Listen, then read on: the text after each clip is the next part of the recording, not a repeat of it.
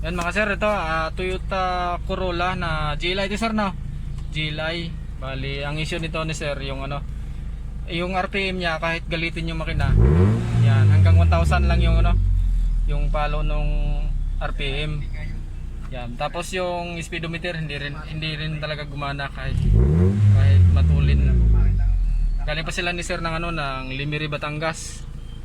Yan. Tapos ang isa sa problema ni sir dito yung backlight yan. Hindi kasi talaga dapat naglalagay nito yung kulay puti na yung TRD kung tawagin nila. Yan, pundi na yung TRD ngayon. Problema nila kasi kahit nagpalit na sila ni sir ng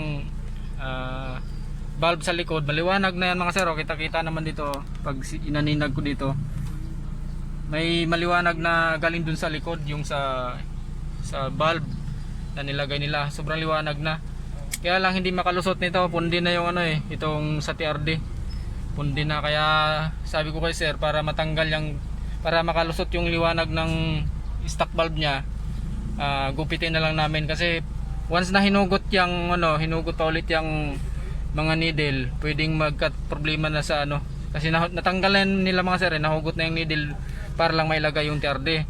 Ngayon pag hinugot pa ulit yan, baka madamage na yung yung motor niyan, yung coil. Ang gagawin ko na lang nito, gugupitin ko na lang yung yan mga sir. Ito na yung panel gauge ng Toyota Corolla na galing pang Limiri, Batangas. Yan. Ang issue nito mga sir, yung RPM hindi kahit biritin ng biritin, halos ayaw umabot sa sa 1,000. Tapos naka-zero lang sa habang pag naka-idling. Pag binirit siya, halos ayaw umabot sa 1,000. Speedometer hindi rin gumana. Tapos yung ito,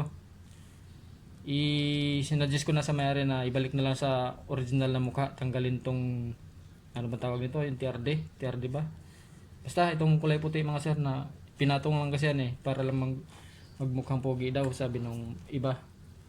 Yan, ito yung connection yan lead light kasi yan mga sir yung kulay puti. Ngayon napundi na siya, ayaw na umilaw.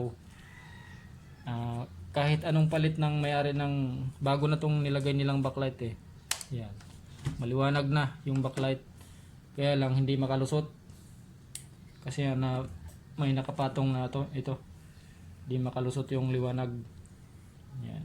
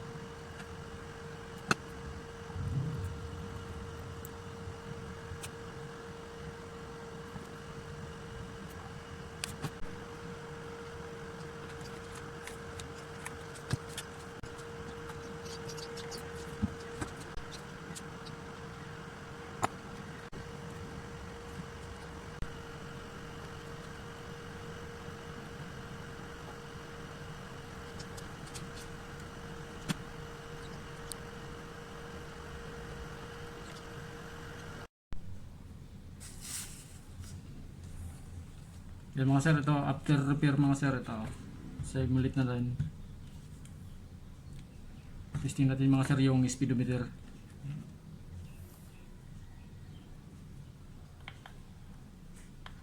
Yun, okay na mga sir, gumana na yung speedometer mga sir. Yan, pumalo na.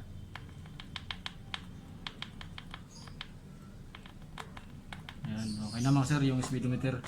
Yung RPM actual natin ng testing mga sir doon sa unit, sa kakabit ko na ito mga sir sa unit.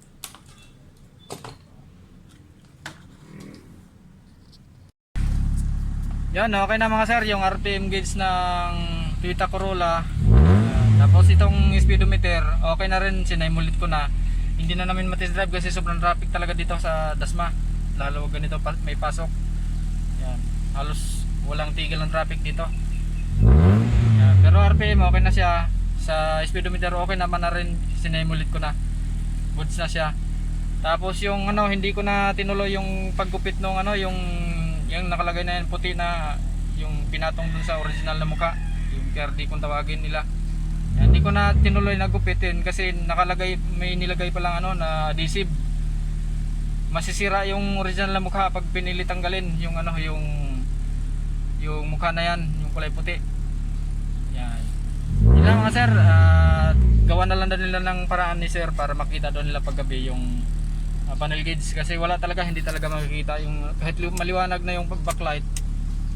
Wala talaga, walang lulusot na ilaw galing dun sa likod. Yan.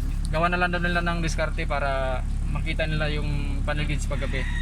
Lang mga sir, galing pa silang Limiri, Batangas, uwi pa sila ngayon. Yan. Toyota Corolla, ang isyo RPM gauge hindi gumana, tapos speedometer hindi rin gumana. Ngayon okay na, goods na mga sir. Maraming salamat. Yan, okay na mga sir.